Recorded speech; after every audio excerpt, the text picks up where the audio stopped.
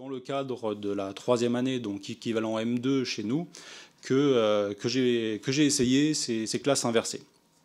Alors la classe inversée, on va voir qu'il y a plein de degrés possibles. On peut faire les choses très très simples sur une séance, ou on peut essayer de renverser tout l'enseignement. Alors l'exemple, ce que je vais simplement vous parler de ce que j'ai fait, hein. Chacun prendra après ce qui l'intéresse. Ça concerne le cours d'aérodynamique. Donc c'est pour ça que je vous ai mis cette image-là où on a renversé le cours d'aérodynamique. Alors pour vous présenter un petit peu le contexte, c'est un cours qui était déjà bien rodé, c'est-à-dire ça faisait 6-7 ans que je le faisais. Donc ça permet déjà de partir avec des bases un petit peu solides. On ne crée pas le cours, ce n'est pas la première année où on le met en place. Et c'était assez confortable déjà d'avoir le retour des élèves sur le cours, de savoir ce qui passait pas bien, et quels étaient les éléments du cours qu'il fallait éventuellement refaire différemment. C'est un cours qui accueille aussi des élèves de master. Donc dans les troisième années des écoles d'ingénieurs, on a une population d'élèves de master qui vient suivre quasiment tous les cours de l'option. Donc ce cours-là s'adresse à la fois à des gens qui ont un profil très ingénieur, très appliqué, et puis à des gens qui recherchent un peu plus de théorie et d'explication avec des masters. Donc la première année, ça s'est adressé à 45 élèves. Donc l'année dernière, j'avais 45 élèves. Là, je viens juste de finir le cours pour la deuxième fois, où cette année, j'avais 65 ou 70 élèves. Donc en fait, ça a été la première nouvelle, c'est que comme j'avais tout déjà de près, vous allez voir, j'ai pu faire un suivi beaucoup plus important avec 70 élèves que ce que j'aurais fait si j'avais fait cours à 70 élèves dans un amphi de façon plus classique.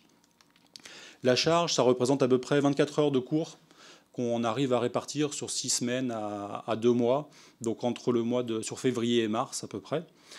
On n'a pas que ce qui rentre en compte dans la classe inverse, c'est-à-dire qu'on n'a pas que des vidéos, des questionnaires, des choses comme ça. Il y avait un support de cours qui était existant, donc c'était un livre publié qui était existant et qui est disponible auprès des élèves.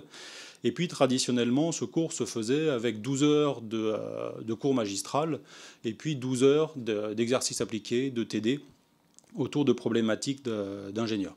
Donc voilà le cadre du cours. C'est à peu près les mêmes contraintes que j'ai actuellement et c'est celles que j'avais quand je suis parti sur la création de ce cours. Alors qu'est-ce qu'on enseigne sur ce cours-là? Je ne vais pas vous refaire tout le cours. Ce qui est important de comprendre, c'est que c'est pas parce que c'est un cours technique ou que c'est un cours pour les ingénieurs ou que c'est un cours pour des scientifiques. Ici, on veut simplement établir des outils mathématiques. Donc on a un peu de maths et on a aussi toute la partie utiliser ces outils. Et donc on a beaucoup de parties de mise en œuvre, avec des exemples, avec des résultats d'expérience. Et donc ce que j'avais à proposer et à présenter aux élèves, ce n'est pas uniquement des choses très formatées qui sont des équations ou des exemples ou des simulations, mais c'est un panache très très large. Donc il n'y a pas forcément de restrictions sur la nature des choses qu'on a à transmettre. Alors ce que je voulais transmettre justement dans le cadre de ce cours, c'est des résultats d'expérience, donc avec des visuels tels qu'on peut le faire en cours avec des transparents, des notions d'analyse dimensionnelle, équations différentielles, différences finies qui sont un peu plus mathématiques, et puis beaucoup de résolution, comment est-ce qu'on arrive concrètement à calculer ces forces qui s'exercent sur un avion. Alors comme je vous l'ai dit, le cours tournait depuis 6 ans déjà, et il y a quand même eu des motivations derrière pour essayer de changer ce cours-là. Les motivations qui étaient derrière, c'était pas juste pour la beauté de faire un cours en classe inversée, c'était que je ressentais depuis quelque temps des difficultés à s'adresser de façon adaptée à tous les publics qu'il y avait. Ces dernières années, enfin il y a 10 ans, à Centrale, il y avait des élèves ingénieurs qui avaient fait tout le cursus et puis point barre, quoi. Et dans les dernières années, la population est devenue très hétérogène. On a des gens de Supélec qui ont commencé à venir, donc avec des gens qui n'avaient jamais fait de mécanique des fluides, de matériaux avant, c'était un petit peu difficile. Des gens qui étaient partis en césure à Centrale entre la deuxième et la troisième année, on peut prendre une année sabbatique et on va travailler dans l'industrie.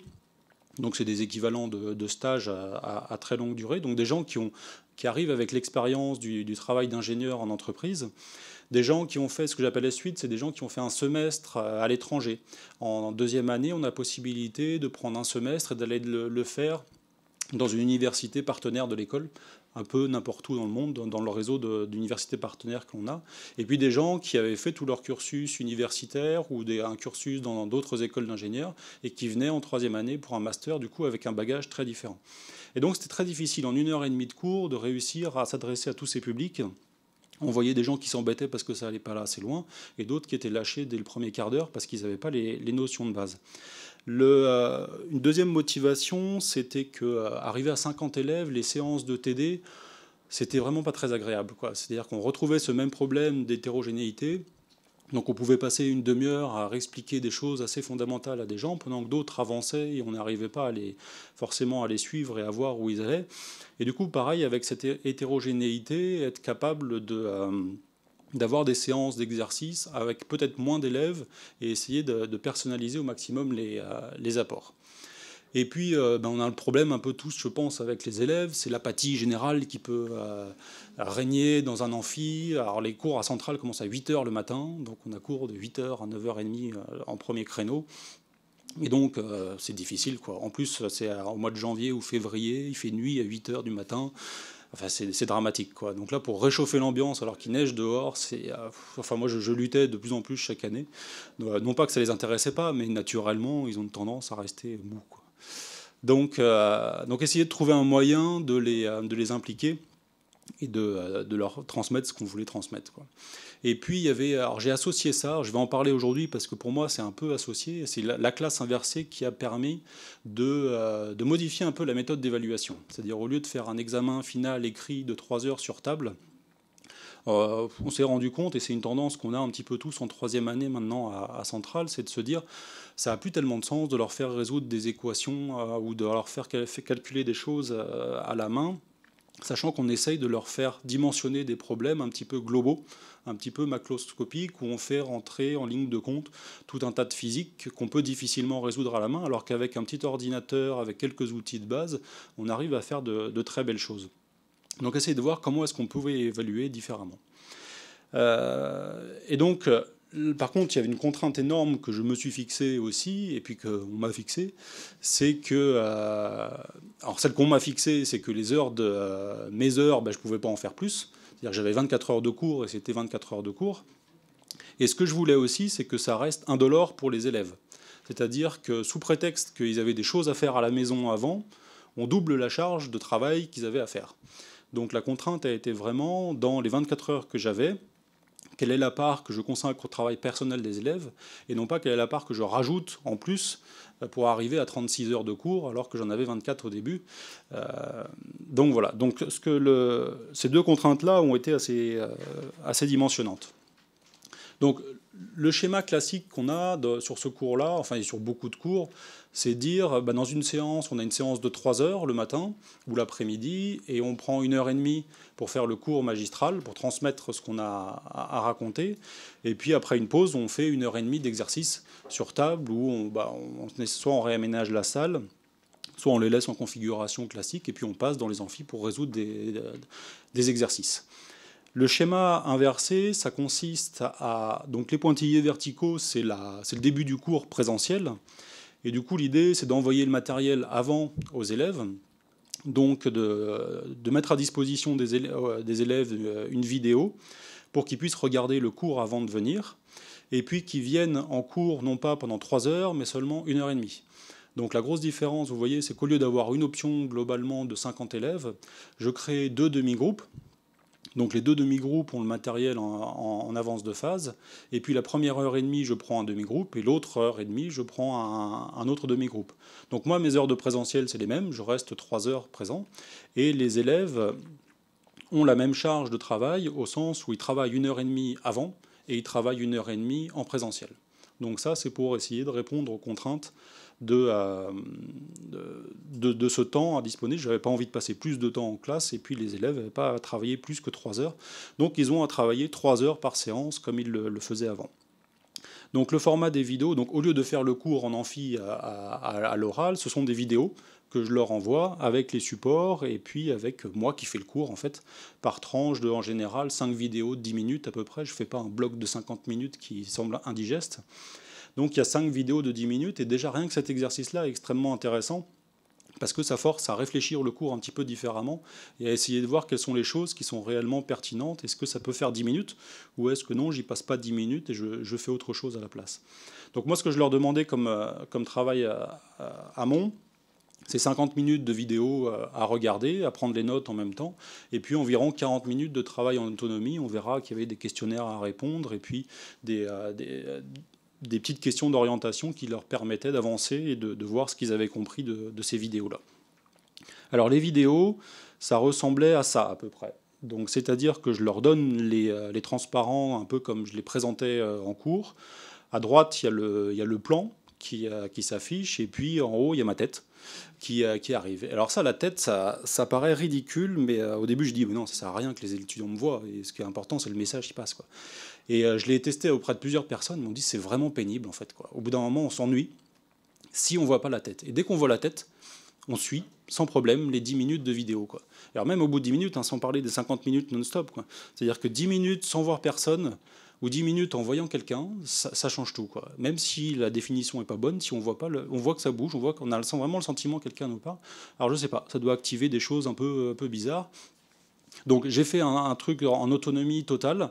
Je me suis mis dans mon bureau, donc vous voyez, c'est pas très glamour, mais c'est mon bureau avec ma webcam quasiment enregistrée, et puis je commente les transparents comme ils passent, quoi. Et en fait, tous les élèves me disent que c'est très bien, ça suffit parfaitement pour suivre, pour être tenu éveillé, et puis pour aller voir ce qui se passe. Et puis le plan permet de bien comprendre où on en est dans la vidéo de 10 minutes, quoi. Donc quand ça bouge, ça ressemble à peu près à ça. Normalement, il y a des choses voilà, il y a des choses qui apparaissent, et puis je fais que parler, quoi. Enfin, il n'y a pas grand-chose de plus. Mais voilà, c'est ça le format des vidéos de 10 minutes que je leur envoyais pour chaque séance. Donc, je vous ai dit, donc ça c'est le support qu'il y avait en amont.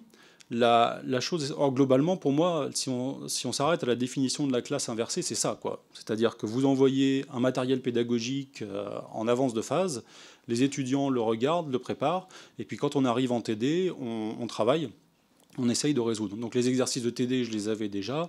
Donc voilà, ça a simplement consisté à réorganiser un petit peu, à préparer ces vidéos, et à faire en sorte que les élèves les voient avant, et puis prennent les notes. Ce qui a été extrêmement intéressant, c'est de savoir comment est-ce qu'on pouvait capitaliser à moindre frais sur cette organisation-là. Parce que je ne vous cache pas que la création des vidéos, c'est pas gratuit, ça prend du temps.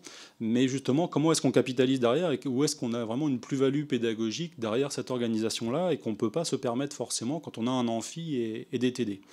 Donc je vous ai dit, ce qui m'importait énormément, c'était l'évaluation qu'il y avait derrière. Et ce schéma permet une évaluation un petit peu plus globale et un petit peu plus riche.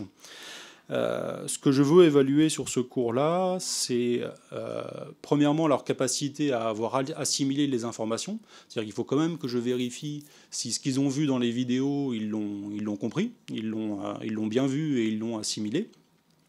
Ce qui au passage n'est pas facile à faire quand on est en amphi, parce qu'on a l'impression qu'ils suivent, mais on ne sait pas exactement ce qui a été réellement transmis. Ce qui était important pour nous, c'était s'ils savent mettre en pratique ces outils-là. La partie ingénieur, elle est vraiment là aussi. Comment est-ce qu'on met en pratique ces outils? Est-ce qu'on arrive au résultat voulu? Et puis, est-ce qu'on a compris plus que simplement les informations? Est-ce qu'on a compris globalement ce qu'il y avait? Est-ce qu'on est capable de refaire différemment et de discuter un petit peu les modèles qui sont proposés? Et donc, à ces 3 objectifs d'évaluation, il y avait 3 modalités associées. Pour voir leur intégration des informations transmises, il y avait un questionnaire en ligne à remplir. Donc ça, c'est 10-12 questions auxquelles on peut répondre directement en ligne. C'est à mettre dans les 40 minutes du travail en autonomie qui est réalisé après avoir vu les vidéos. Et puis à la fin, je leur fais faire deux choses qui étaient un devoir maison, mais ça, très simple en fait. C'est un devoir maison qui est quasiment un exercice de chaque TD qu'on a vu pour voir s'ils sont capables de réappliquer ce qu'on a vu au cours des TD. Et puis pour essayer d'évaluer leur capacité à comprendre des notions et à sortir un petit peu du cadre du cours, je leur ai demandé ce que j'avais appelé une contribution pédagogique. C'était essayer de leur dire comment est-ce qu'on peut construire du matériel pédagogique en prenant des cas de la vie réelle et puis essayer de voir avec les outils qu'on a vus dans le cours d'aéro si on est capable d'appliquer ces outils-là et de mieux comprendre ce qui se fait à l'extérieur. Et puis, est-ce que ça ne peut pas être des choses qui puissent être mises à disposition des élèves des années suivantes pour les aider à mieux comprendre le cours et à illustrer le cours. Alors, pour détailler un tout petit peu, le questionnaire en ligne, bon, ça, je ne vais pas y passer trop de temps, ça se présentait comme ça. Enfin, ça se présente comme ça. C'est Google Sheet, hein, c'est pas quelque chose de révolutionnaire en termes d'outils. Mais voilà, ils mettent leur nom et puis ils ont des questions, soit avec réponse libre, soit avec des choses à cocher pour essayer de voir s'ils ont bien compris. Et puis derrière, on récupère les réponses dans un tableur de façon assez classique. Alors on peut récupérer nominativement ou pas nominativement, mais le retour des élèves là-dessus principalement, c'est le fait que ça les aide à diriger et à voir ce qui était important dans les vidéos et à refaire une synthèse de ce qui était important. Donc à travers une quinzaine de questions, on arrive à pointer ce qui était vraiment important à retenir des vidéos. La deuxième partie, je vous ai dit, c'était le devoir maison. Donc le devoir maison, c'est une chose très simple, encore une fois. L'idée, c'était pas de faire des choses qu'ils n'avaient jamais vues avant. L'idée, c'était vraiment de refaire des petits exercices très appliqués où ils pouvaient résoudre à la main, sans avoir besoin d'ordinateur, sans avoir besoin de choses très compliquées. Simplement, est-ce qu'ils étaient capables de réactiver des choses qu'on avait vues. Donc c'est mathématiquement, c'était pas très compliqué. Ça se faisait très bien à la main et à la fin, ils arrivaient à des choses dimensionnées. Alors, ce qui était plus intéressant, c'était la partie contribution pédagogique. Parce que c'est là où on évaluait réellement leur capacité à intégrer ce qu'on leur avait transmis et à le restituer à quelqu'un d'autre différemment sous un autre format. L'idée de base, c'était quand même de constituer une banque un peu collaborative, c'est-à-dire avoir un site où les élèves puissent déposer leurs projets, puissent dépuiser leur réalisation, et puis les années d'après, les nouveaux élèves récupéraient le matériel. S'il y avait un petit code, récupérer le code et puis continuer à essayer de l'améliorer ou de lui donner d'autres fonctionnalités, ou continuer à explorer d'autres choses et d'avoir cette banque disponible pour que les élèves puissent, et qui est vraiment une plus-value, vraiment l'aspect wiki, où on arrive collaborativement à rajouter de la valeur sur des petits cas tests qui paraissent anodins au début. Alors là, ça a été vraiment la bonne surprise de l'année dernière, parce que j'ai eu des choses vraiment extraordinaires qui ont été réalisées. Alors qu'on n'avait jamais vu en cours l'interaction avec les ordinateurs, comment est-ce qu'on utilise un ordinateur derrière pour résoudre les problématiques de l'aéro. Spontanément, il y a la moitié des élèves qui se sont dit, tiens, comment est-ce qu'on peut faire ce correspondant? Comment est-ce que je peux essayer de faire des calculs qui sont un peu fastidieux à la main? Comment je peux les faire plus efficacement? Est-ce que ça me permet de résoudre des cas beaucoup plus compliqués? Alors là, il y a quelqu'un qui m'a fait sur l'ordinateur une illustration de quelque chose qui est présenté dans le cours. Dans le cours, on donne des théories, on dit voilà, il y a une correspondance entre un écoulement autour d'un cercle et un écoulement autour d'un profil. On donne un peu mathématiquement les transformés qu'il y a. Et donc il y a quelqu'un qui a pris ça et dit voilà, moi je vais essayer de montrer ça, d'illustrer, donc vraiment un support pédagogique pour, avec quelques lignes de code, essayer de montrer à d'autres étudiants visualiser ces écoulements, parce qu'on peut les résoudre numériquement assez facilement. Et donc voilà, quelqu'un qui a pris une partie du cours et qui a essayé de l'extrapoler et de l'illustrer. Il y a eu d'autres approches qui étaient plutôt d'essayer de dire je vais prendre une problématique industrielle de l'extérieur et puis d'essayer de voir avec les petites formules que j'ai eues en cours si j'arrive à retrouver des ordres de grandeur, si j'arrive à comprendre pourquoi par exemple une Formule 1 là a une entrée d'air au niveau des épaules du pilote et qu'est-ce que ça joue sur l'aérodynamique. Donc il y a tout un problème d'appui aérodynamique qui sont créés au niveau de l'aileron arrière d'une Formule 1. Et donc la personne a pris toute la doc qu'il pouvait trouver sur ça et essayé de recalculer une traînée là avec les équations qu'on avait vues en cours et essayer de faire le lien entre un problème pratique et puis quelque chose qu'on avait, des outils qu'on avait déjà vus, quoi. Alors bien sûr, les problèmes pratiques sont beaucoup plus compliqués que les outils qu'on permettent de faire en cours, mais au moins voilà, ils voient les limites, ils voient dans quel cas ça s'applique et puis ils voient ce qu'il reste à faire pour aller jusqu'à dimensionner quelque chose d'industriellement viable.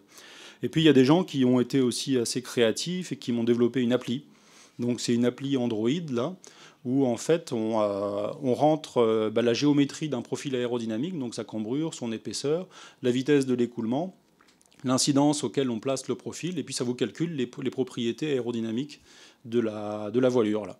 Donc non seulement il y a l'aspect résolution mathématique derrière des équations, et puis il y avait toute la partie interface. Enfin voilà, ils s'étaient amusés à faire tout ça. Dans le même veine, il y a des gens qui m'ont fait une appli où on dessine directement. Donc en fait, on peut dessiner le profil. Donc là, le profil bleu, il est dessiné à la main.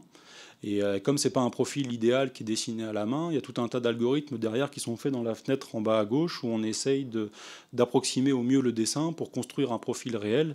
Et puis ensuite, à droite, faire tous les calculs de portance et de traînée sur un profil comme ça. Essayer de sortir les propriétés. Donc là, moi, j'ai vraiment été surpris parce que c'est des choses qu'on n'avait absolument jamais abordées en cours. Je ne m'imaginais vraiment pas qu'on aurait ça. Je pensais beaucoup plus des gens qui allaient récupérer des informations à l'extérieur, des cas, et puis essayer de dire, bah voilà, dans ce cas-là, si je le simplifie, bah, j'arrive à un calcul équivalent et des choses comme ça, quoi. Et là, ils m'ont tous dit que c'était extrêmement bénéfique pour leur compréhension aussi de la matière. Parce que le fait de s'être donné des objectifs un petit peu ambitieux, ça les a obligés à creuser un petit peu la matière, à essayer de comprendre réellement ce qu'on avait fait derrière dans les équations. Et donc beaucoup sont revenus sur les vidéos qu'ils avaient eues, beaucoup sont revenus sur le poly, et ont essayé de l'exploiter au mieux pour aller jusqu'au bout des objectifs qui s'étaient fixés. Alors que si j'avais fait le contraire, que je leur avais dit, bon, bah, vous venez, on va développer une appli qui va calculer ça quand on le dessine. Ils vont dire, ouais, d'accord, ok, sûrement. Et puis ça aurait. Alors que l'avantage, c'est qu'il y en a qui sont plus avec des profils info, d'autres avec plus des profils maths, d'autres plus ingénieurs. Et du coup, chacun a pu récupérer un petit peu. Enfin, attaquer le cours sous l'angle qui l'intéressait. Et ça, c'était bien parce que souvent, on a tendance à dire, à faire parler sa propre sensibilité d'enseignant en disant, bah, moi, j'aime bien les équations différentielles, on va résoudre des équations différentielles de plus en plus de systèmes, quoi. Et ça, bon, bah, il y en a deux, trois dans le cours, ça leur plaît bien parce qu'effectivement, ils aiment ça. Puis d'autres. Alors, j'en ai d'autres qui, par contre, eux, c'était l'aspect expérimental qui les intéressait. Et du coup, ils ont essayé d'observer sur leur voiture la couche limite qui se développe au voisinage d'un profil. Alors, ils ont pris leur voiture et puis ils ont collé des bandelettes de plastique sur leur voiture. Et puis, à différentes vitesses, ils ont essayé d'identifier à quel moment on avait des transitions entre le laminaire et le turbulent au voisinage. Donc voilà, bon alors c'est pas très scientifique, hein, au sens où la précision de la mesure, elle est un petit peu aléatoire. Mais voilà, c'est des gens, si je leur avais demandé, on va programmer le truc, ils vont dire ouais, ça m'intéresse pas vraiment, quoi. Donc là au moins, voilà, ils ont pu essayer de mettre en place un protocole expérimental. Et surtout, ils sont revenus me voir en dehors du cours pour dire voilà, on voudrait faire ça. Est-ce que vous pensez que c'est une bonne idée? Comment est-ce qu'on peut le faire? Avec qu'est-ce qui serait pertinent de regarder? Et du coup, il y a un niveau d'interaction qui est complètement différent par rapport à quand on impose quelque chose d'en haut, quoi. Donc voilà, c'est pour ça que on parle plus trop de classe inversée ici, mais pour moi, c'est des outils que j'ai pu mettre en place parce que parce qu'il y avait des supports vidéo, par exemple, qui étaient disponibles. Et il y a beaucoup d'élèves qui sont retournés voir la vidéo ensuite.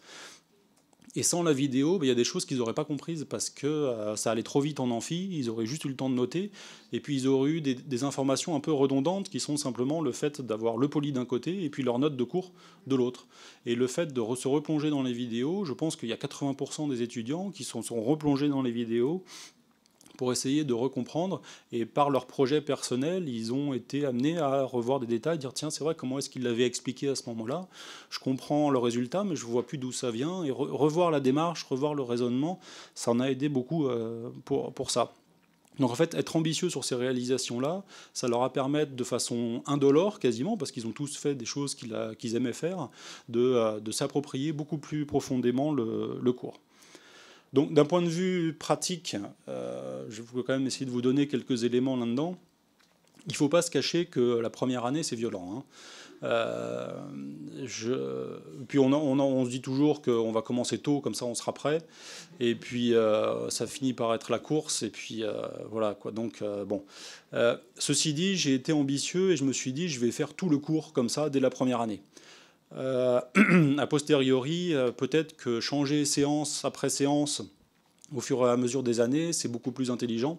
Essayer de se concentrer d'abord sur les points qui sont essentiels. Les points, enfin, moi, ce que je voyais, c'est que les étudiants avaient du mal à intégrer dans le cours les endroits où il y a plus de démonstrations, par exemple. Donc, où on avance des concepts, on présente des concepts qui sont un peu à la base de toute la théorie. Ça, c'est un petit peu difficile à expliquer dans un livre. Ça, c'est ce qui est le plus fastidieux à lire peut-être dans un livre. Et le fait d'avoir des vidéos sur les parties introductives, sur les concepts un petit peu difficiles, ça peut aider. Ça peut être une étape un petit peu intermédiaire. Donc moi, ce que je leur mettais à disposition, donc c'est en moyenne 5 vidéos de 10 minutes à chaque fois. Ils avaient le support de cours et puis ils avaient le PDF de toutes les présentations que je présentais pendant les vidéos. Et puis en classe, on faisait en moyenne, on faisait pas, mais on avait à disposition une dizaine d'exercices avec les corrections. Et puis on en abordait 3-4 pendant le cours. Donc pour les étudiants, ce que je vous ai dit, c'est que la charge de travail, elle est pour moi à peu près équivalente, et ils m'ont confirmé ça, que globalement, ils n'y passaient pas plus de temps que s'ils étaient restés 3 heures en cours. Ils passaient entre 1 heure et 1 heure et demie avant le cours pour regarder les vidéos et remplir le questionnaire en ligne. Il y avait 7h30 de TD, et puis après, ils ont fait un DM que je leur ai donné assez en amont, c'est-à-dire après les premières séances, ils pouvaient commencer le DM, donc ça n'a pas été un gros truc à faire à la fin. Et puis un projet pédagogique, pareil, qu'ils ont eu le temps de mûrir, donc on a eu le temps de discuter en TD, et donc ça n'a pas été une grosse charge de travail à la fin, au moment des révisions, ça a été assez progressif. Alors du côté du prof, bah oui, la première année, ça a été un petit peu difficile, mais au bout du compte, la charge maintenant, elle est constante, quoi. C'est-à-dire que j'ai mes 3 heures de présentiel en salle de cours avec 2 demi-groupes. Je dois avouer que cette année, j'ai renvoyé les vidéos sans les regarder et sans y faire attention. Je ne me suis pas posé du tout de questions. Et là, j'ai renvoyé automatiquement. Et là, ça a été un gain de temps énorme. Le temps qu'on passe sur le corriger des questionnaires, au début, je voulais faire une correction très précise des questionnaires. Et en fait, je me suis plus rendu compte que j'avais simplement besoin de les balayer pour voir s'il y avait des grosses choses à côté desquelles les étudiants étaient passés et qu'il fallait rediscuter en TD. Mais sinon, ce n'était pas une correction à proprement parler. La correction des DM, alors ça, c'est beaucoup plus facile. Ça n'a rien à voir avec corriger un contrôle final, parce que ça écrit à la maison proprement. Et déjà, on arrive à lire la copie, ce qui est assez formidable. Le résultat est entouré, on le voit. Et corriger des copies de DM ou corriger des copies de contrôle final, ça n'a rien à voir. Donc je préfère avoir des DM à corriger, ça va beaucoup plus vite, c'est beaucoup plus carré. Et donc ça, le temps, c'est clairement un temps de gain, un temps de gagner par rapport à des contrôles. Et puis après, l'évaluation des contributions, vous voyez le type de contribution que j'ai eu à évaluer. En termes d'évaluation, on va creuser. Donc il y a toutes les lignes de code, on peut aller voir un peu comment ils ont fait derrière, mais c'est pas une évaluation qui est très rébarbative, et ça se fait plutôt bien, quoi. Alors, donc là, j'essaye simplement juste de faire une synthèse de ce que j'ai dit, en fait, déjà un petit peu, quoi. Donc là, maintenant, j'ai 2 ans de retour sur ces méthodes-là. La chose qui ressort réellement, c'est que c'est complémentaire. D'avoir les TD, d'avoir les vidéos, ça permet vraiment à chacun de s'adapter, d'aller au rythme qui lui va bien, et puis de vraiment trouver sa place à la fois dans le TD et dans le cours globalement. J'avais un peu peur avec les questionnaires que ce soit pris comme un flicage de est-ce que vous avez bien regardé la vidéo ou pas, quoi. Et en fait, le retour qu'il y a eu, c'était vraiment non, non, au contraire, c'est très utile. Ça nous a permis, dans 50 minutes vidéo, de clairement voir les choses qu'il ne fallait pas louper, quelles étaient les choses essentielles, et voir si j'avais bien compris ce qu'il y avait à comprendre. Et donc ça les a vraiment aidés dans la compréhension du cours, et donc les deux avec les vidéos, c'est en général un bon outil. Alors à chaque vidéo, ils ont en ligne le questionnaire, et puis des fois ils ont 8 questions, des fois ils en ont 12, des fois ils en ont 16, mais... Non, il n'est pas noté, je le regarde simplement, et en gros, ils arrivent tous à y répondre. C'est pas compliqué, c'est juste des questions de cours simples qui renvoient à des points importants qui apparaissent dans les vidéos. Et donc en voyant ces questions-là, ils se disent « Ah oui, ça c'était important, ça je l'ai revu, et ça par contre ça me dit rien. Je me suis endormi à ce moment-là peut-être, donc je vais le revoir, et voilà, quoi. »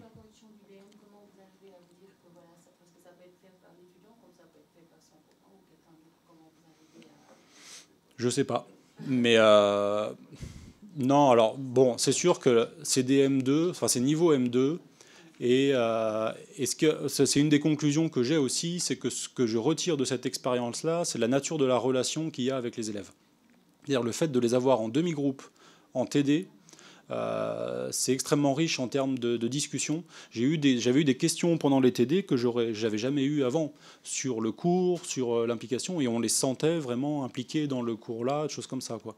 Donc, en gros, la note, ouais, elle n'est pas très scientifique, quoi. Ça a été un peu un amalgame de toutes ces choses-là, et globalement, on a quand même des très bonnes notes, parce qu'on sent que tout le monde était dans la même dynamique. Et le fait de les avoir du coup en TD, à 20 élèves en TD, on arrive très bien à savoir lesquels sont moteurs, lesquels intègrent les choses, et on les connaît beaucoup mieux. Et là, c'est beaucoup plus agréable. Donc la note, elle est peut-être un tout petit peu plus subjective à la fin, mais on a beaucoup d'angles de vision différents qui rend une note. Alors la note, effectivement, elle va plus de 2 à 20. Elle va peut-être simplement de 11 à 16 ou 11 à 17. Mais voilà, et tout le monde s'y retrouve et tout le monde, ça se passe bien dans ce niveau-là, quoi. Et juste en termes de temps de visionnage des vidéos, parce que c'est 50 minutes, c'est 50 minutes s'ils comprennent la vidéo tout de suite en fait. Et du coup, techniquement, ils peuvent la regarder 2, 3 fois éventuellement. Du coup, en fait, le temps. Ouais, mais je leur dis qu'ils passent 50 minutes à regarder 50 minutes de vidéo. Les vidéos sont pas si compliquées. La segmentation des vidéos fait que ça se regarde bien en continu. C'est-à-dire que les niveaux apportés sont pas, il n'y a pas des sauts violents dans la vidéo. C'est plus en termes de temps d'acquisition de la connaissance, de compréhension en fait, parce que nous techniquement on peut leur donner un livre à lire, il nous faut peut-être 30 minutes pour balayer les 2 chapitres et eux il leur faudra peut-être 3h30, 4 heures. Je ne dis pas qu'à la fin des 50 minutes ils ont mieux intégré que s'ils avaient assisté au cours. Par contre ils l'ont vu. C'est-à-dire qu'ils ont pas fait moins que s'ils avaient assisté au cours. Ils l'ont vu. Après, le degré d'intégration, ça, je ne le maîtrise pas plus qu'en cours. C'est-à-dire qu'au moins, je leur dis, le minimum avant de venir en cours, c'est d'avoir vu les vidéos. Il y en a qui vont avoir tout compris et qui vont attaquer les exercices comme ça va bien se passer. Et il y en a qui vont les avoir vus. Ils vont dire, ouais, ok, j'ai vu une notion, par contre, il y a des choses. Et là, ça les place dans une position qui est beaucoup plus confortable pour poser des questions. Je ne sais pas comment c'est chez vous, mais chez nous, pour avoir des questions pendant le cours, c'est quasiment impossible, quoi. Sauf à aller les chercher, à attendre réellement des choses comme ça, ou à les mettre dans des situations où ils provoquent. Là, j'ai eu beaucoup plus spontanément des gens qui disaient « Bon, bah, j'ai fait ce que j'avais à faire, j'ai bien regardé les vidéos, je suis légitime pour aller poser des questions maintenant. » Alors que si je pose une question en amphi, ça se trouve, j'ai pas écouté et il l'a déjà dit. Donc ça décomplexifie énormément les étudiants. Et du coup, moi, j'ai bien vu au début des TD, il y a des étudiants qui avaient tout intégré, qui attaquent le TD. Et puis d'autres qui arrivent en disant « Bon, alors, j'ai pas compris cette partie-là. » Et là, du coup, la discussion se fait. Donc, le degré d'assimilation, il est toujours très diversifié. Et du coup, dans l'heure et demie en classe de 25, ou enfin, selon le nombre, 30, éventuellement 35, il y a un temps qui est prévu juste pour éventuellement revenir sur des points de la vidéo qui auraient posé problème éventuellement. Alors, il n'y a pas de temps formalisé. Ce que je fais, c'est que quand j'en ai 35, par exemple, je fais 7 groupes de 5. Et déjà, entre eux, ils font le travail de nettoyage. Donc, c'est-à-dire qu'entre eux, quand ils commencent à faire l'exercice, ils discutent un petit peu de ce qu'ils ont vu sur les vidéos. Et il y a déjà 50% des questions qui sont répondues par les autres, qui ont déjà vu, et qui sont que des éclaircissements et qui sont résolus facilement. Et du coup, en passant après de groupe en groupe, bah là, il y a des questions qui émergent et on en discute. Mais du coup, il n'y a pas de temps vraiment dédié. Chaque groupe avance à son rythme sur les exercices. Ils ont la banque d'exercices avec les corrections. Et puis, il y a des groupes qui en auront fait 8 sur 10. Il y en a qui en auront fait 3 sur 10. Mais c'est pas grave, quoi. Ils auront avancé et ils auront échangé sur cette chose-là, quoi. Sur les vidéos, ce qui a été étonnant, c'est que plusieurs m'ont dit, en fait, non seulement on les a regardées plusieurs fois, mais on les a regardées à plusieurs aussi. Et c'était vraiment bien de les regarder à plusieurs, parce que quand il y en a un qui ne comprenait pas, les autres essayaient d'expliquer, et ça aidait aussi à la compréhension. Et puis moi j'ai vu surtout, ouais, chacun va à son rythme. Alors il y en a qui passent un peu plus de temps, mais comme dans toutes les matières et dans tous les cours, il y en a qui ont besoin de plus de temps. Et ça leur offre la possibilité d'avoir plus de temps. Par contre, une chose qu'ils nous ont dit, c'est que ce serait dommage d'avoir que ça toute l'année. C'est quand même, c'est-à-dire qu'avoir quelques cours dans l'année qui sont comme ça, c'est bien. Donc là, moi j'ai la chance d'être le seul cours dans leur année qui a lancé ça.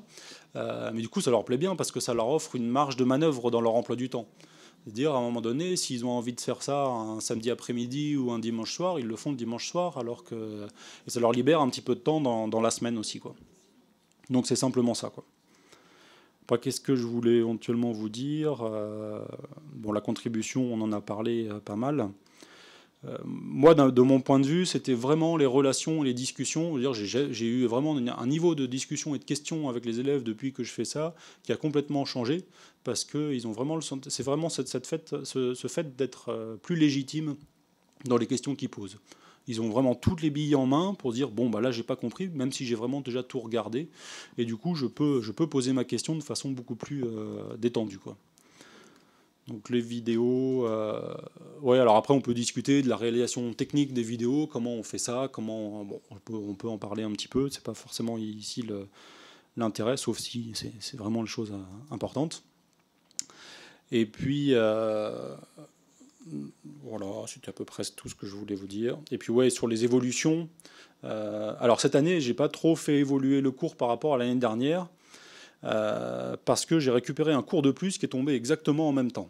Et alors là, j'ai béni le fait d'avoir fait ce cours en classe inversée, parce que cette année, j'ai fait vraiment que mes 3 heures de présentiel, et la préparation du cours, ça a été rien d'autre que ces 3 heures de présentiel, quoi. Et j'ai pu me consacrer à l'autre cours que j'avais à faire pour la première fois en parallèle. Donc là, ça a été extrêmement bénéfique. Mais ce qui a de, ce qui ne marche pas très bien pour l'instant, c'est cette banque de projets collaboratifs où les étudiants peuvent venir piocher et avoir des exemples. Je n'ai pas actuellement la plateforme, la facilité pour que les élèves puissent aller interagir d'un point de vue wiki sur des supports qui soient du code, qui soient des vidéos, qui soient des choses comme ça. J'arrive pas à trouver le truc très bon comme je voudrais. Et puis j'arrive pas à avoir ce noyau justement plutôt informatique ou qui pourrait servir un peu de lieu d'aiguillage vers Internet. En fait, ce qu'ont besoin vraiment les élèves, c'est qu'on les aide à aller rechercher des ressources intéressantes à l'extérieur et à essayer de les réorienter dans toute la faune qui existe de ressources disponibles sur des matières. Et du coup, j'aurais aimé créer vraiment un lieu de passage, un nœud un petit peu, où ils trouvent les contributions des autres élèves, mais où ils trouvent aussi des liens vers l'extérieur. Ça, c'est ce que je manque un petit peu. C'est ce dont je manque un petit peu. Et puis il y a la vraie notion après, est-ce qu'on peut passer à l'échelle supérieure en termes de nombre d'élèves? Est-ce que ça représente un intérêt? Est-ce que donc à Centrale, il y a d'autres projets qui sont faits là-dessus pour essayer d'avoir vraiment des TD numériques, par exemple, des TD sous forme de jeux de rôle, par exemple, où les élèves, en fonction des réponses, sont réorientés vers des questions. Les questions permettent de savoir s'ils ont compris des choses ou par rapport au cours, s'il faut retourner voir le cours ou des choses comme ça. Donc, pour l'instant, j'ai le sentiment, et là, ça me conforte dans l'idée quand je vois ce que vous faites ici, c'est qu'il y a beaucoup de publics, il y a beaucoup d'enseignants qui ont des publics de 50 élèves. Et c'est la bonne échelle, à mon avis, pour faire ce type de classe inversée. Et peut-être pas sur tout l'enseignement, mais au moins sur quelques séances un petit peu plus difficiles au début. En tout cas, voilà, c'est les points remarqués pour l'instant. Oui. Bonjour, je vous remercie beaucoup de votre présentation. Moi, ayant des amphis de 160 étudiants, je suis maître de conférence ici à Dauphine. C'est sur la question de poser des questions pour les étudiants, c'est une véritable épreuve pour eux, donc ils passent à côté de certaines choses. Ils sont aussi en attention partagée, donc c'est vraiment pertinent pour le genre de cours que j'anime. J'avais plusieurs questions. La première est sur la contribution pédagogique. Est-ce que vous avez pu identifier ou évaluer le temps qu'il passe à préparer ces artefacts ou ces expérimentations? Est-ce que vous avez pu identifier les difficultés qu'ils rencontrent? Alors j'ai compris qu'il y avait la question de piocher l'information, la sélectionner pour et peut-être appliquer aussi le cours. Je ne sais pas. Quelles sont les 3 principales difficultés que vous avez identifiées? Ma deuxième question était sur du coup l'aspect, on va dire, la capitalisation d'une année sur une autre. Est-ce que vous avez mis en place des incitations, enfin, quel terme, un système pour valoriser la réutilisation de ces ressources développées d'une année à une autre? Est-ce que ça fait partie de la notation, par exemple? Ma troisième question était sur les effectifs, parce que vous avez l'air de dire que ce format de classe inversée est pertinent pour des effectifs de 50. Moi, je suis par exemple sur des effectifs de 120 à 160.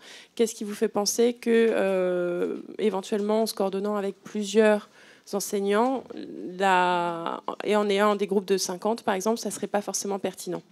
Est-ce que c'est juste une question d'effectif ou est-ce que ça vous semble souple? Voilà. J'ai une mémoire de poisson rouge, donc il faudra reposer le début, la fin, parce que je suis sûr que je vais oublier des choses. La première question, c'est sur le temps. Il m'en reste quelques-unes en tête, je peux commencer à répondre. Le temps, je pense qu'ils ont tous, au minimum, passé autant de temps qu'ils auraient passé à réviser un examen. C'est-à-dire, je pense que 2 jours de travail, je pense que c'est à peu près la moyenne qu'un élève passe à réviser son examen en continu, quoi. C'est-à-dire que peut-être étalé sur 3 semaines, mais en travail effectif, ça doit représenter à peu près 2 jours. Donc il y en a qui se sont contentés du minimum. Ils ont fait au minimum ces 2 jours de travail. Ça leur a permis d'aller agréger de l'info, de faire quelques calculs et des choses comme ça. Et puis il y en a d'autres qui n'ont pas compté leur temps là-dessus parce que ça leur a vraiment plu. Et ceux qui ont fait les programmations derrière, à mon avis, ils ont passé beaucoup plus de temps que 2 jours. Mais ils partaient d'une base différente aussi. C'est-à-dire qu'ils étaient dans leur domaine qui leur plaisait. Et du coup, ils ont été beaucoup plus loin. Mais je pense qu'il y en a aucun qui a vu ça comme une évaluation au rabais, qui permettait de gagner un petit peu de temps et de faire moins de travail que s'ils avaient eu un contrôle final. Ça, j'en suis convaincu. Et puis, je pense que la plus-value, vraiment, ce qu'ils ont intégré sur ce cours-là est beaucoup plus pérenne que ce qu'ils auraient fait uniquement pour réviser un calcul. Là, donc, je revois, moi, des élèves que j'ai eus l'année dernière. Ils me reparlent de ce cours-là. Il y a plein de choses qu'ils n'ont pas oubliées, quoi, parce qu'ils ont passé du temps, ils ont essayé de programmer, et voilà, ça leur plaît. Donc il y a une persistance de l'information aussi, à mon avis, qui est beaucoup plus importante, quoi. Alors sur le nombre d'étudiants, je le vois cette année. On a fait la première année, l'année dernière, on était à 50. Cette année, on était autour de 70. Et j'ai senti une différence sur la relation qui peut se créer entre nous. Parce qu'à 70, on commence à avoir la queue de peloton qui apparaît. À 50, c'est beaucoup plus difficile de se cacher derrière les autres. Quand on est en 2 fois 25, c'est beaucoup plus difficile. Et du coup, à 50, je connaissais quasiment tout le monde. Et tout le monde venait me voir et on interagissait. Donc, c'est-à-dire que sur la... Alors, je vais répondre à l'autre question en même temps sur le temps qu'ils ont passé à trouver les ressources et les difficultés qu'ils ont eues pour faire cet exercice-là. La modalité fait que les difficultés qu'ils ont eues, ils les ont levées en venant me voir. Ce qui est assez original et ce que je voudrais chaque professeur, mais qui n'est pas forcément le cas. Et en fait, le fait d'avoir ces interactions pendant le TD, où on ne résolvait pas les exercices, on allait entre les commentaires sur les vidéos, sur le contenu, sur la résolution, ils voyaient bien que ce n'était pas segmenté. Maintenant, on résout des exercices, et puis avant, on avait fait l'assimilation, des choses comme ça. Donc, ça a permis d'ouvrir un peu des frontières. Et donc, quand ils ont rencontré des difficultés de mise en œuvre ou de ressources insuffisantes, ils sont tout de suite venus me voir et ils n'ont pas passé beaucoup de temps, à mon avis, à piocher pour avoir la bonne information ou pour avoir la bonne démarche. Donc moi, ce que je retiens vraiment de ça, c'est la modification des relations qu'il y a avec les élèves. Et ça, on commence à le perdre quand on monte en effectif. Cette année, à 70, il y a une dizaine d'élèves que j'ai pas intégrés, j'ai pas vu, je ne sais pas évaluer parmi eux le reste. Alors qu'à 50, j'y arrivais sans problème. Et donc, ce qui me fait penser que c'est un peu difficile de monter, c'est qu'entre 50 et 70, j'ai vu une différence. J'ai vu une différence sur ma capacité à intégrer tout le monde et à donner le sentiment à chacun qui pouvait venir me voir de façon très conviviale, facilement. Et du coup, il y en a qui m'ont rendu leur contribution cette année. Alors, ils me l'ont rendu en fin de semaine dernière, là. Je ne les ai jamais vus, je ne sais pas ce qu'ils ont fait, je ne sais pas ce qu'ils ont traité, et je pense que la qualité du document, elle sera moins bonne, inévitablement. Donc, c'est ce petit bémol qui me fait que... j'ai vraiment l'impression qu'on crée une queue de peloton qui est bien content que cette modalité soit en place, parce qu'en fait, ça permet de se cacher à certains moments. Donc, ça peut être à double tranchant, j'ai l'impression. Merci.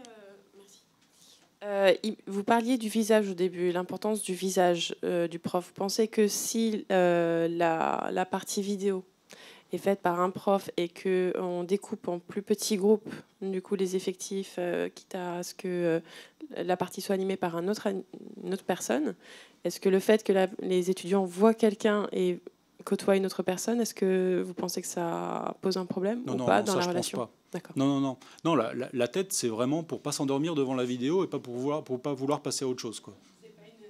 Ouais, non. Non, parce qu'on a ça sur d'autres cours avec des plus gros volumes. Il y a des cours comme ça où il y a une vidéo. Alors, c'est pas une vidéo faite comme ça, c'est plutôt un amphi filmé avec d'autres personnes qui font le TD et ça se passe bien quand même, quoi. Moi, j'avais une question sur le temps en vidéo, justement.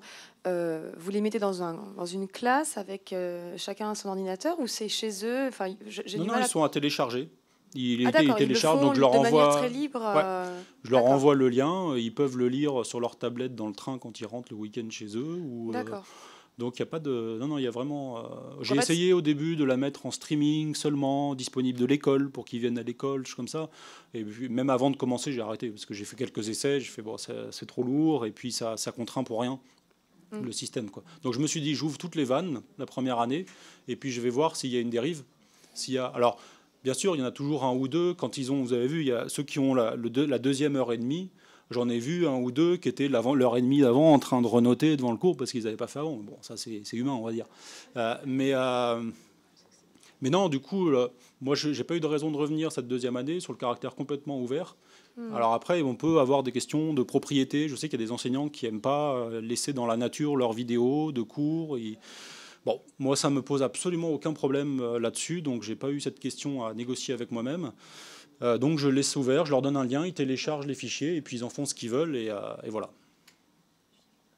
Du coup, vous avez une plateforme d'enseignement, quelque chose que vous utilisez pour ça? Ah non, là c'est vraiment... Alors on a une plateforme d'enseignement sur laquelle on peut déposer des vidéos qui vont télécharger, mais là c'est sur une plateforme de l'école mais qui est purement la plateforme de stockage de fichiers.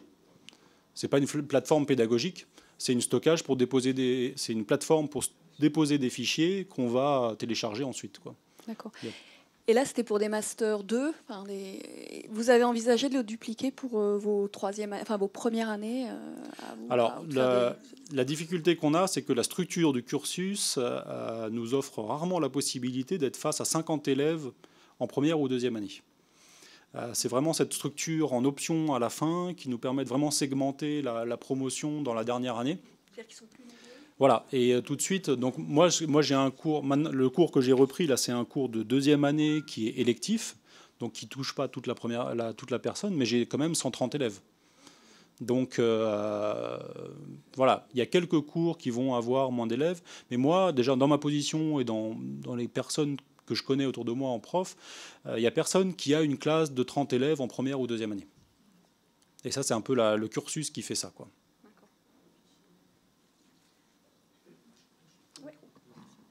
Oui. Ça marche? Oui. Bonjour, je voudrais juste savoir deux petites questions. La première, c'est vous arrivez donc à compresser 1h30 d'amphi en 50 minutes de vidéo. C'est la même chose que vous faites? On est beaucoup plus efficace sur la vidéo. D'accord, simplement pour les interruptions, les hésitations. Ouais, et puis la redite, et en fait, quand on est en cours, personne ne connaît par cœur son cours pendant 1h30. Donc, il y a des moments où on interagit, on répond à des questions. Alors, vous pouvez refaire 2 années la même... Je vois qu'il y a des... Non, mais inévitablement, on passe plus de temps. Ne serait-ce qu'il faut effacer le tableau, il faut des choses comme ça. Et puis, on met plus de temps à écrire. Donc, il y a des choses. Et moi, j'ai trouvé que ça a été un effort pédagogique de segmenter ce cours. En fait, c'est 5 fois 10 minutes à chaque fois. Ça nécessite d'énormément segmenter le cours. Et ça peut être une contrainte sur certains enseignements, par exemple. Il y a des enseignements, si on n'a pas 1h30 de présence, où on aborde tout un concept globalement, c'est difficile. Moi, ce cours-là, j'ai pas eu de difficulté à segmenter. Et du coup, moi, je le trouve beaucoup plus propre, la façon dont il est fait maintenant, parce qu'il y a des choses qu'en fait je le faisais en cours, mais je me rendais compte que c'était pas forcément nécessaire que ce soit fait maintenant, ou que ça arrivait à un moment où les notions étaient trop fraîches dans la tête des élèves, et ça, je passais un petit peu à côté, par exemple. Donc j'ai gagné du temps là-dessus principalement, quoi.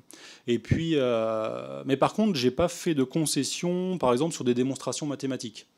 On pourrait se dire, c'est quand même plus facile d'écrire des démonstrations mathématiques au tableau que de les écrire sur une présentation.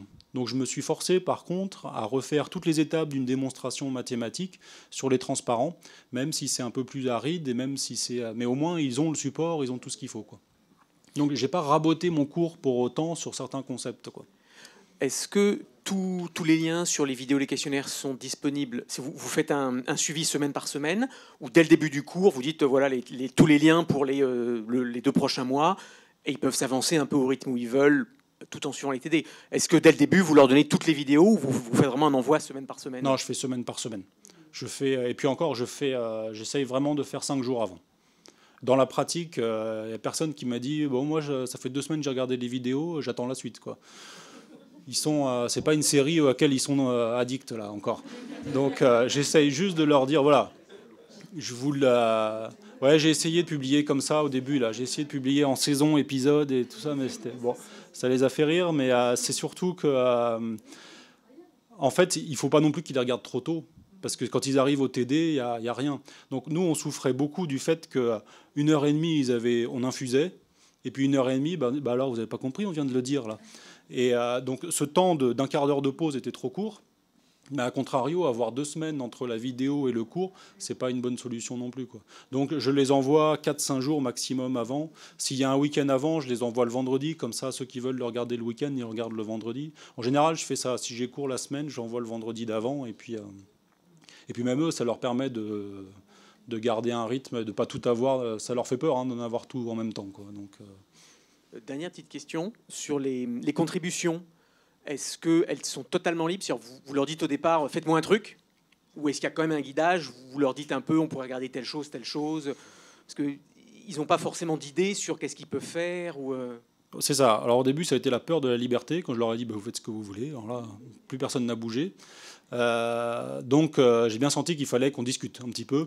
Donc je leur ai dit, voilà, moi je leur ai dit, dans ce cours-là, et encore une fois, c'est au niveau de la relation que ça se joue vraiment. Je leur ai dit, moi dans ce cours-là, il me plaît bien, c'est mon cours quand même. Par contre, il y a des choses, j'aimerais qu'on arrive à plus les illustrer. Parce qu'en cours, j'ai pas le temps de donner des exemples, de donner des modèles, de voir des visuels. Et puis si les gens n'ont pas travaillé dessus, ils les comprennent pas forcément bien. Et donc je leur ai dit, moi j'appelle vraiment ça une contribution pédagogique, parce que l'objectif premier, c'est que vous preniez une petite partie du cours et que vous alliez l'illustrer pour d'autres personnes derrière. Donc c'est ce que m'ont fait des gens en ayant des outils informatiques. Ça permet de concrètement voir comment ça se passe quand on le fait soi-même ou des choses comme ça. Et petit à petit, ça s'est très vite dénoué, parce que les gens, quand on fait une appli, là tout de suite, c'est parti, quoi. Alors, par contre, je suis un tout petit peu revenu en arrière cette année, où j'ai essayé de cadrer un tout petit peu, parce qu'en fait, on revient sur la question de l'évaluation derrière. C'est très difficile de juger. Donc en gros, j'ai dit, l'année dernière, j'ai un peu dit, tout le monde m'a fait un truc bien, tout le monde va avoir une bonne note, c'est bien. Et en fait, c'est pas facile. Donc en fait, cette année, j'ai essayé de fusionner un peu la contribution pédagogique et le DM.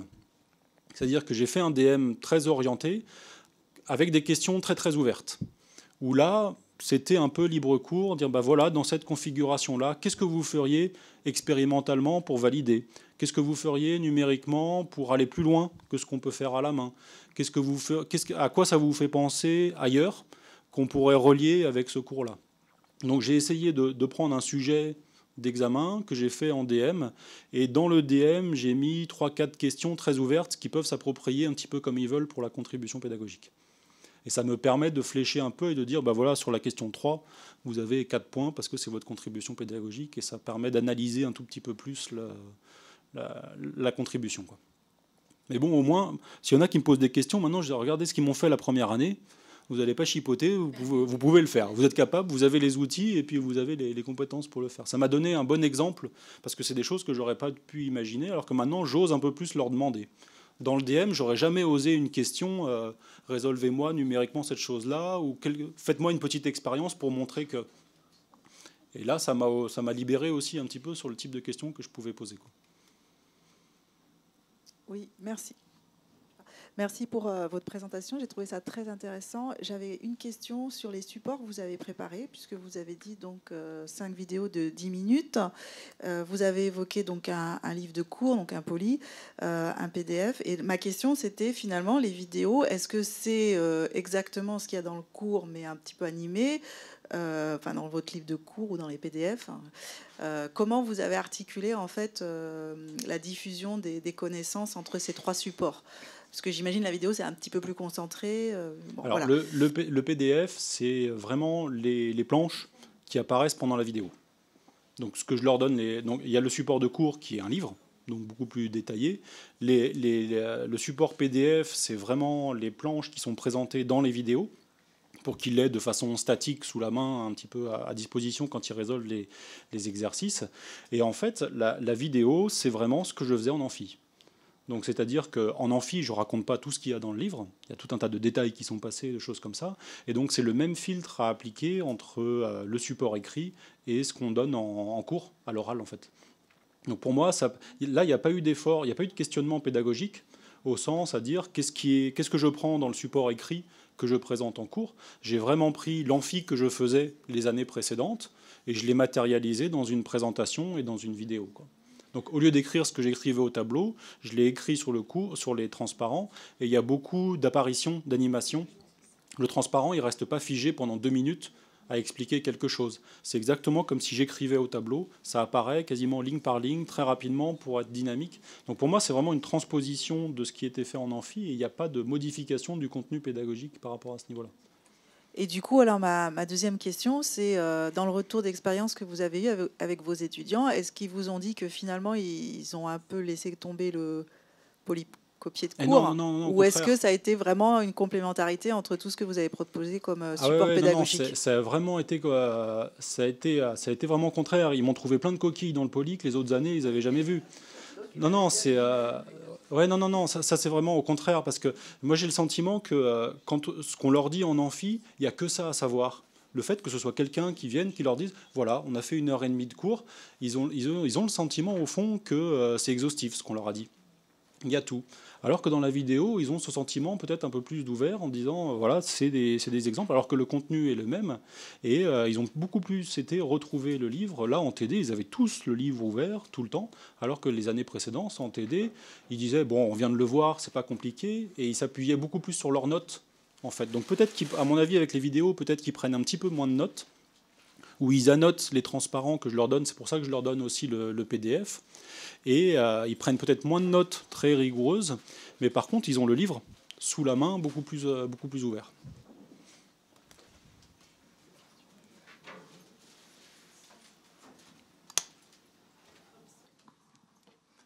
Merci pour votre intervention et vos expériences tout à fait intéressantes. Une question, est-ce que vous avez essayé, par le biais d'un questionnaire, de voir un petit peu comme les étudiants regardent la vidéo? Ils regardent 5 trucs à la fois, enfin 5 moments à la fois, ou bien ils en avoir un à un moment donné, puis ils reviennent. Est-ce qu'ils reviennent à plusieurs reprises sur la vidéo? Est-ce que vous avez l'impression qu'au moment du devoir à la maison, ils reviennent consulter la vidéo? Est-ce que vous avez un petit peu un historique de la façon dont ils consultent la vidéo? Alors, en première passe, le temps qu'ils y passent est vraiment proportionnel à leur niveau en arrivant.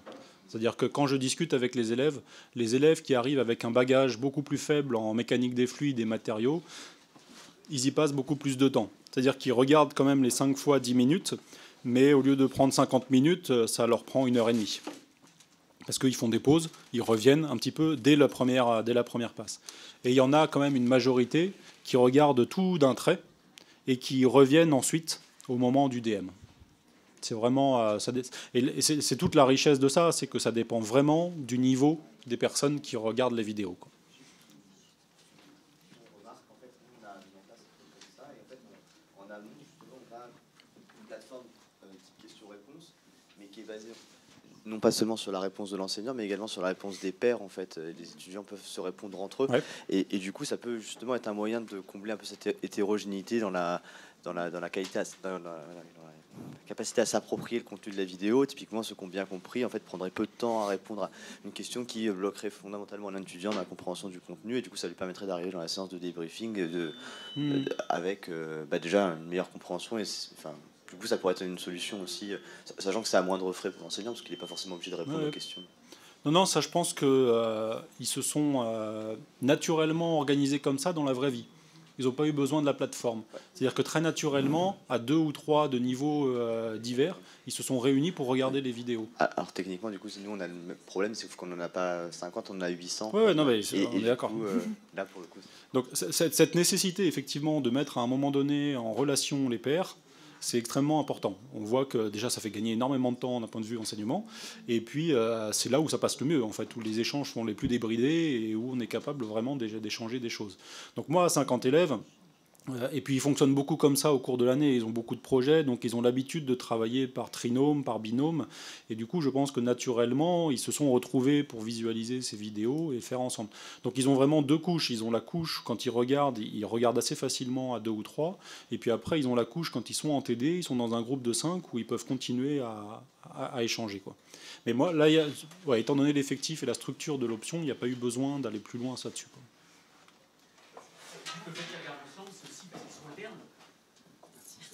Pas tous. Ah non, le problème en 3e année, c'est que c'est complètement éclaté.